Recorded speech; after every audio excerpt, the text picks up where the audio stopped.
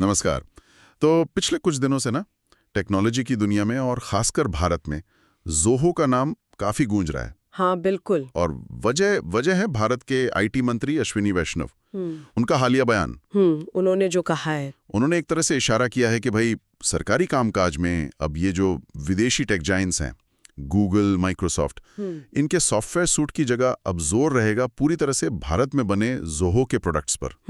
100% made in India. हाँ, और ये मतलब कोई छोटी बात नहीं है, ये एक बड़ी घोषणा है और इसने कई सवाल भी खड़े कर दिए हैं। हाँ, लाजमी है। जैसे कि आखिर ये ज़ोहो है क्या भला? क्या इसमें वाकई वो दम है कि ये गूगल वर्कस्पेस और माइक्रोसॉफ्ट 365 जैसे जो स्थापित प्लेटफॉर्म्स हैं उनको टक्कर दे सके, कम से कम सरकारी लेवल पर ही सही? और इस कदम के पीछे सरकार की सोच क्या है, इसके मतलब व्यापक मायने क्या हो सकते हैं? सही। तो हमने इस विषय पर गहराई से जानकारी देने वाले एक स्रोत को खंगाला है। ठीक है, चलिए इस पूरी कहानी को परत दर परत खोलते हैं। हाँ, ये वाकई एक अहम घोषणा है और इसके असर को समझने के लिए ना पहले ये जानना जरूरी है कि हम किन चीजों को बदलने की बात कर रहे हैं यहाँ। सही। माइक्रोसॉफ्ट 365, गूगल वर्कस्पेस, ये सिर्फ सॉफ्टवेयर के नाम नहीं है, ये तो जैसे हमारे काम करने के तरीके का हिस्सा बन गए हैं। बिल्कुल। हाँ, रोजमर्रा की चीजें। हाँ, माइक्रोसॉफ्ट का वर्ड, एक्सेल, पावरपॉइंट, आउटलुक, दफ्तरों में तो सालों से इनका ही दबदबा है। और गूगल, अरे गूगल का Gmail, Docs, Sheets, Slides, Drive, Meet, ये तो अब पर्सनल और प्रोफेशनल लाइफ दोनों में ऐसे रच बस गए हैं। हाँ, मतलब फोन खरीदते ही सब पहले से मिलता है। वही तो, नया एंड्रॉयड फोन लो और गूगल की सारी ऐप्स तैयार। स्कूलों से लेकर बड़ी बड़ी कंपनियों तक, मतलब सब इन्हीं पर निर्भर हैं। तो इनकी जगह किसी और को लाना, ये सिर्फ सॉफ्टवेयर बदलना नहीं है। नहीं, ये तो पूरी आदत बदलनी है। हाँ, एक पूरी आदत और एक पूरा इकोसिस्टम, बिल्कुल, उसको चुनौती देना है। बिल्कुल, ये निर्भरता बहुत गहरी है। तो अब आते हैं ज़ोहो पर। ये नाम ऐसे अचानक सुर्खियों में आए, लेकिन जैसा कि स्रोत बताता है, ये कोई रातों रात खड़ी हुई कंपनी नहीं है। सही कहा। और एक बात जो यहाँ गौर करने लायक है वो ये कि ज़ोहो की जड़ें काफी पुरानी और मजबूत है। अच्छा। हाँ, इसकी शुरुआत श्रीधर वेम्बू ने की थी 1996 में। 96 में, मतलब लगभग 30 साल। हाँ, सोचिए, लगभग 3 दशक पुरानी कंपनी है ये। इसका हेडक्वार्टर चेन्नई में है, लेकिन ये एक मल्टीनेशनल सास कंपनी है। सास मतलब? सास यानी सॉफ्टवेयर एज अ सर्विस। मतलब ये इंटरनेट के जरिए अपनी सॉफ्टवेयर सर्विसेज दुनिया भर में देती है। ओके। और इसकी एक और बड़ी दिलचस्प बात है जो इसे थोड़ा यूनिक बनाती है, ये बूटस्ट्रैप्ड है। बूटस्ट्रैप्ड मतलब इसने बाहर से कोई बड़ी फंडिंग या वेंचर कैपिटल नहीं लिया। अपने ही दम पर अपने मुनाफे को वापस बिजनेस में लगाकर ये इतनी बड़ी हुई है। अरे वाह। हाँ, और आज दुनिया भर में इसके 100 मिलियन यानी 10 करोड़ से ज्यादा रजिस्टर्ड यूजर्स हैं। 10 करोड़? ये तो बहुत बड़ा नंबर है। हाँ, ये आंकड़ा ही बताता है कि इनकी पहुंच कहाँ तक है। हाँ, और ये सिर्फ एक दो प्रोडक्ट नहीं बनाते। स्रोत के मुताबिक ज़ोहो के पास तो जैसे इन बड़ी कंपनियों के हर टूल का जवाब है। हाँ, पूरे रेंज है इनके पास। हम नाम लीजिए, ईमेल के लिए जीमेल या आउटलुक के सामने ज़ोहो मेल, डॉक्यूमेंट बनाने के लिए वर्ड या डॉक्स की जगह ज़ोहो राइटर, स्प्रेडशीट के लिए एक्सेल या शीट्स का विकल्प ज़ोहो शीट, और प्रेजेंटेशन के लिए पावर पॉइंट या स्लाइड्स की टक्कर में ज़ोहो शो। बिल्कुल। और ये तो सिर्फ वो हैं जो हम ज्यादा जानते हैं।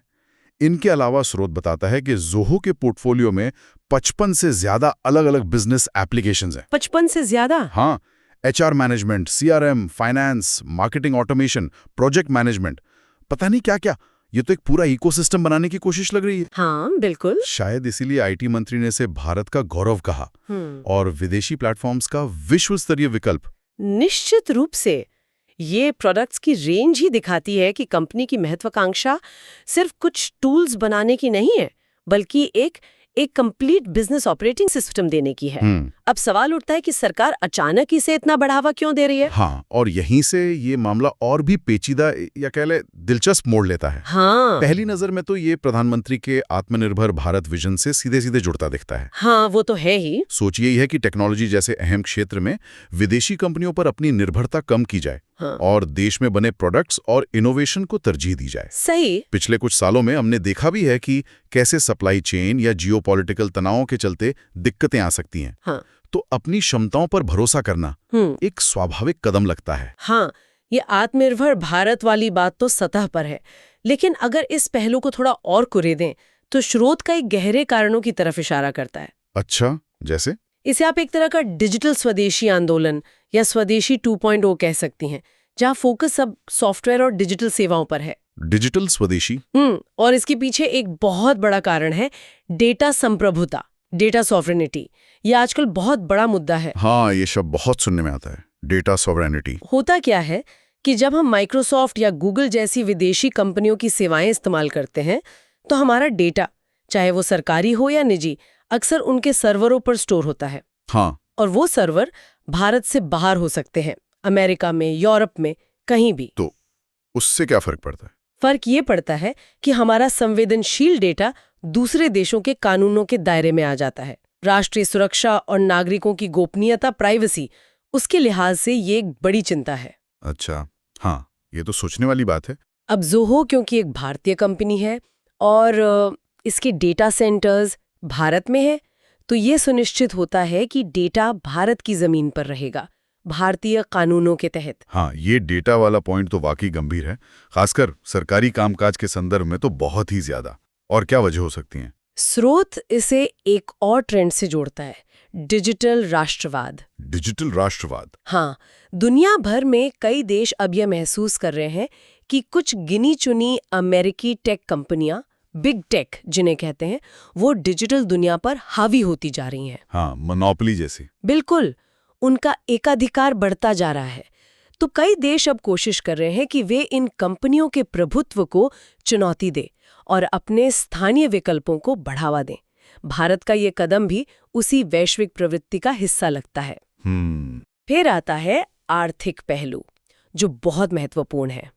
अंदाजा लगाइए कि दुनिया भर में ऑफिस प्रोडक्टिविटी सॉफ्टवेयर के बाजार में माइक्रोसॉफ्ट और गूगल, इनका मिला-जुला हिस्सा कितना होगा? कितना?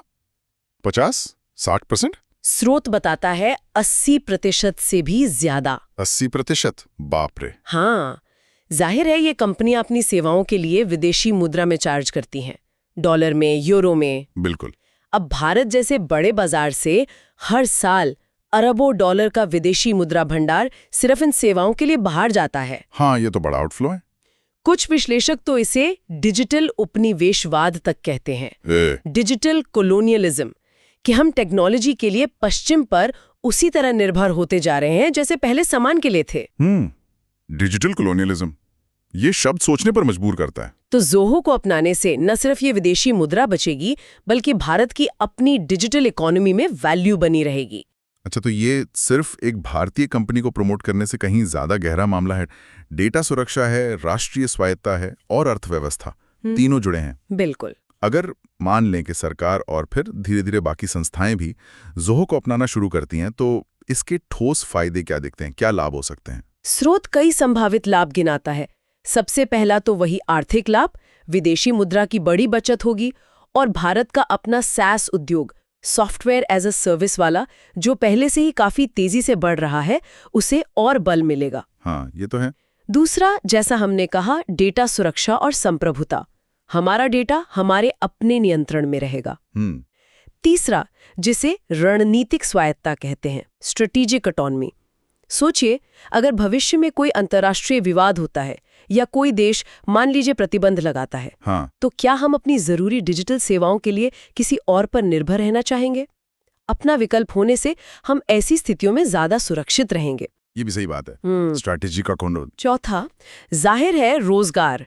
जब भारतीय कंपनियां बढ़ेंगी तो भारत में ही स्किल्ड नौकरियां पैदा होंगी। बिल्कुल। और पांचवा, ये पूरे स्थानीय टेक इकोसिस्टम को बढ़ावा देगा, दूसरी भारतीय कंपनियों को भी प्रेरणा मिलेगी। और हाँ, एक व्यवहारिक फायदा ये भी है। क्या? कि अक्सर ज़ोहो के प्लान्स माइक्रोसॉफ्ट 365 या गूगल वर्कस्पेस के मुकाबले थोड़े सस्ते पड़ते हैं, खासकर छोटे और मध्यम व्यवसायों के लिए। अच्छा, कॉस्ट एडवांटेज भी है। तो फायदे तो कहीं दिख रहे हैं, लेकिन क्या ये राह इतनी आसान है? मतलब सालों से जमी जमाई कंपनियों को हटाकर एक नया सिस्टम लागू करना, वो भी सरकारी स्तर पर, जहां बदलाव अक्सर धीमे होते हैं, इसमें चुनौतियां को होंगी ही जबरदस्त। बिल्कुल, और स्रोत इन चुनौतियों को नजरअंदाज नहीं करता।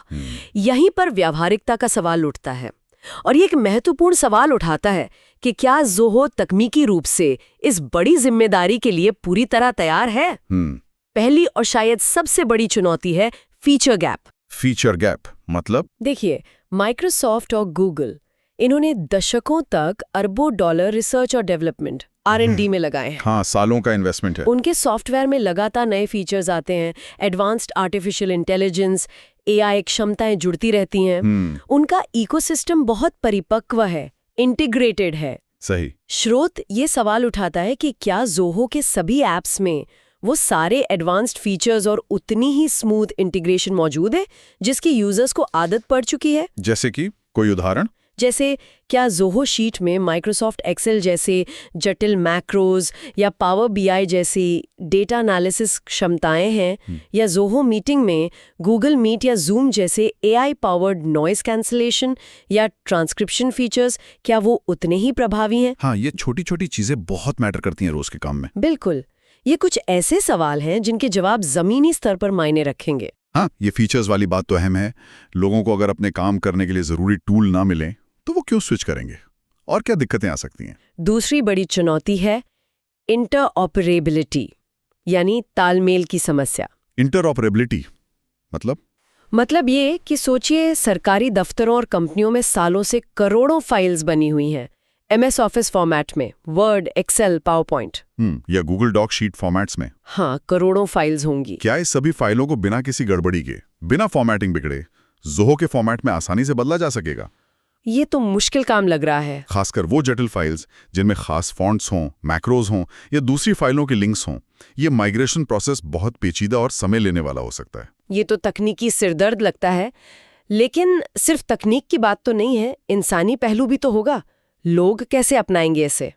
वही तीसरी चुनौती है, उपयोगकर्ता प्रतिरोध, यूजर रेजिस्टेंस। अच्छा, लोग बदलना नहीं चाहेंगे। हाँ, करोड़ों लोग, सरकारी कर्मचारी हों या प्राइवेट सेक्टर में काम करने वाले, सालों से MS ऑफिस या गूगल स्वीट इस्तेमाल कर रहे हैं। उनकी उंगलियां, उनका दिमाग उसी इंटरफेस का आदी हो चुका है। हाँ, मसल मेमोरी बन जाती है। बिल्कुल, उन्हें एकदम से एक नए सॉफ्टवेयर पर शिफ्ट होने को कहना आसान नहीं। ये कुछ ऐसा ही है जैसे सालों तक एक ही तरह का कीबोर्ड इस्तेमाल करने के बाद अचानक दूसरे लेआउट पर शिफ्ट होना पड़े। उंगलियां अपने आप पुरानी जगह जाती हैं। हाँ, सही बात है। लोगों को दोबारा ट्रेनिंग देनी होगी, उनकी हिचक दूर करनी होगी, और ये एक बड़ा बदलाव प्रबंधन, चेंज मैनेजमेंट का काम है। और अगर कोई कंपनी भारत के बाहर भी काम करती है तब क्या, जैसे मल्टीनेशनल कंपनियां? ये चौथी चुनौती है, वैश्विक संगतता, ग्लोबल कंपैटिबिलिटी। भारत में बहुत सी मल्टीनेशनल कंपनियां काम करती हैं जिनके दफ्तर दुनिया भर में हैं। वे शायद वैश्विक स्तर पर एक ही स्टैंडर्ड प्लेटफॉर्म, आमतौर पर माइक्रोसॉफ्ट या गूगल, इस्तेमाल करना चाहें। हाँ, ताकि सब सिंक में रहें। ये पैदा कर सकता है। सही बात, कंपैटिबिलिटी इश्यूज। और सबसे बड़ा सवाल, क्या ज़ो इतने बड़े पैमाने पर काम कर पाएगा, मतलब स्केल कर पाएगा? यही पांचवी और शायद सबसे गंभीर चुनौती है, स्केलेबिलिटी और विश्वसनीयता, रिलायबिलिटी। भारत सरकार का ऑपरेशन बहुत विशाल है, हजारों मंत्रालय और विभाग हैं, लाखों कर्मचारी हैं, पब्लिक सेक्टर की बड़ी बड़ी कंपनियां हैं, PSUs, करोड़ों छात्र और शिक्षक हैं स्कूल कॉलेजों में। स्केल बहुत बड़ा है। क्या ज़ोहो का इंफ्रास्ट्रक्चर अचानक से इतने बड़े पैमाने पर यूजर्स का लोड, वो भी बिना किसी रुकावट या डाउन टाइम के, संभाल सकता है? क्या उनके पास इतने बड़े और संवेदनशील ग्राहकों को संभालने का अनुभव है? ये बहुत वैलिड सवाल है। सरकारी कामकाज में जरा सी भी रुकावट एक बड़ी समस्या बन सकती है। इन सभी चुनौतियों पर गंभीरता से विचार करना होगा। तो इतनी सारी चुनौतियों को देखते हुए क्या ये महज एक प्रतीकात्मक कदम ज्यादा है, सिंबॉलिक? मतलब सरकार शायद उदाहरण द्वारा नेतृत्व दिखाना चाहती हो, लीड बाय एग्जाम्पल, कि देखो हम स्वदेशी अपना रहे हैं, आप भी अपनाओ। लेकिन असल में बड़े पैमाने पर बदलाव शायद फौरन ना हो पाए। इसकी संभावना काफी ज्यादा है। स्रोत भी इसी ओर इशारा करता है कि शुरुआत में यह कदम काफी हद तक प्रतीकात्मक हो सकता है। अच्छा। तकनीकी, वित्तीय और खासकर लोगों को अपनाने, एडॉप्शन से जुड़ी चुनौतियों को देखते हुए रातों रात पूरे सरकारी तंत्र का ज़ोहो पर शिफ्ट हो जाना, ये व्यावहारिक नहीं लगता। तो फिर क्या होगा? ज्यादा संभावना इस बात की है कि भारत एक हाइब्रिड मॉडल की तरफ बढ़े। हाइब्रिड मॉडल मतलब मिला जुला? हाँ, मतलब कुछ सामान्य या कम संवेदनशील कामों के लिए ज़ोहो का इस्तेमाल शुरू किया जाए, खासकर जहां विदेशी प्लेटफॉर्म्स की एडवांस फीचर्स की बहुत ज्यादा जरूरत ना हो। ओके। लेकिन जहां जटिलता ज्यादा है या वैश्विक सहयोग की जरूरत है, वहां शायद माइक्रोसॉफ्ट और गूगल का इस्तेमाल जारी रहे। धीरे धीरे। हाँ, धीरे धीरे। जैसे जैसे ज़ोहो अपनी क्षमताओं को और साबित करेगा और यूजर्स ज्यादा सहज होंगे, वैसे वैसे इसका दायरा बढ़ाया जा सकता है। ये एक क्रमिक प्रक्रिया होगी, न कि एक झटके में होने वाला बदलाव। समझ गया।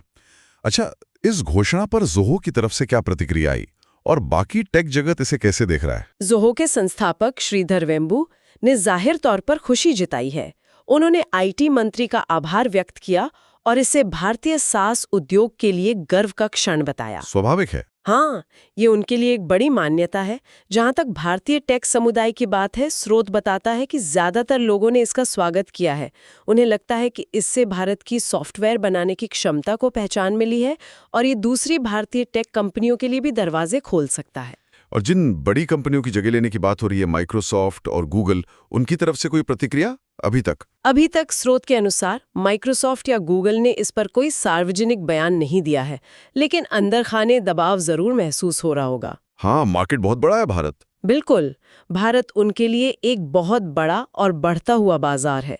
ये कदम उनके लिए एक संकेत है। हो सकता है भारत सरकार इस कदम का इस्तेमाल एक लेवरेज की तरह करे। लेवरेज?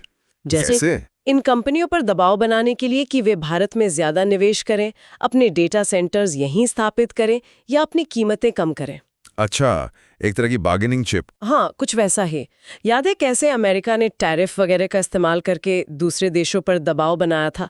ये कुछ वैसा ही डिजिटल बाव हो सकता है।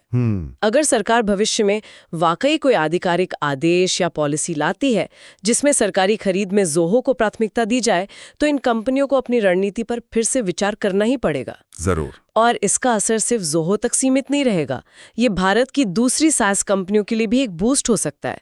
उन्हें यह संदेश मिलेगा कि सरकार घरेलू टेक्नोलॉजी को गंभीरता से ले रही है और उनके लिए भी अवसर बन सकते हैं। हाँ, इकोसिस्टम को फायदा होगा। बिल्कुल, ये भारत के टेक संप्रभुता, टेक सॉवरेनिटी के एजेंडे को भी बल देता है। जैसे चीन ने अपने खुद के टेक चैंपियन खड़े किए हैं, सर्च के लिए बाइडू, ई-कॉमर्स के लिए अलीबाबा, क्लाउड के लिए हुआवे और अलीबाबा क्लाउड, ऑफिस सूट के लिए WPS ऑफिस। हाँ, उनके अपने वर्जन है सबके। शायद भारत भी उसी दिशा में एक कदम बढ़ा रहा है, हालांकि यहाँ तरीका ज्यादा लोकतांत्रिक और बाजार आधारित होगा। लंबी अवधि में लक्ष्य यही लगता है कि टेक्नोलॉजी के लिए, खासकर अहम डिजिटल इंफ्रास्ट्रक्चर के लिए, अमेरिका या किसी और देश पर अत्यधिक निर्भरता कम की जाए। तो इन सब बातों का निचोड़ क्या निकलता है? ऐसा लगता है कि कहानी दो पार्टों के बीच चल रही है। एक तरफ है सरकार की महत्वाकांक्षी योजना आत्मनिर्भर भारत, डेटा सुरक्षा, स्वदेशी तकनीक को बढ़ावा देना, जिसके लिए ज़ोहो एक प्रतीक बन गया है। हाँ। और दूसरी तरफ है जमीनी हकीकतें, वैश्विक टेक दिग्गजों का दबदबा, उनके सालों की मेहनत से बने परिपक्व प्रोडक्ट्स, और ज़ोहो को व्यापक रूप से अपनाने में आने वाली तकनीकी और व्यवहारिक चुनौतियां। बिल्कुल सही। ये देखना वाकई दिलचस्प होगा कि आने वाले समय में ये संतुलन किस तरफ झुकता है और ये कोशिश कितनी सफल हो पाती है। बिल्कुल। और अंत में एक विचारोत्तेजक सवाल छोड़ जाते हैं जो हमारे स्रोत के अंत में भी उठाया गया है। देखिए, भारत में पहले भी स्वदेशी तकनीकी विकल्पों को बढ़ावा देने की कोशिशें हुई हैं। हाँ, हुई तो है। याद होगा कुछ साल पहले ट्विटर के भारतीय विकल्प लाने की काफी चर्चा हुई थी। कई ऐप्स आए भी, लेकिन कोई भी व्यापक रूप से लोकप्रिय नहीं हो पाया। हाँ, वो बात तो है। सवाल ये है कि क्या इस बार हालात अलग है? क्या ज़ोहो की तकनीकी परिपक्वता, सरकार का मजबूत इरादा और समर्थन और आत्मनिर्भर भारत का मौजूदा माहौल, क्या ये सब मिलकर ज़ोहो को वाकई गूगल और माइक्रोसॉफ्ट का एक स्थायी और गंभीर विकल्प बना पाएंगे, खासकर सरकारी और कॉर्पोरेट जगत में? ये $1 मिलियन क्वेश्चन है। या फिर ये भी एक और नेक इरादे वाला प्रयास बनकर रह जाएगा जो बड़े पैमाने पर यूजर्स को अपनी ओर खींचने में संघर्ष करता रहेगा? इसका जवाब तो वक्त ही देगा।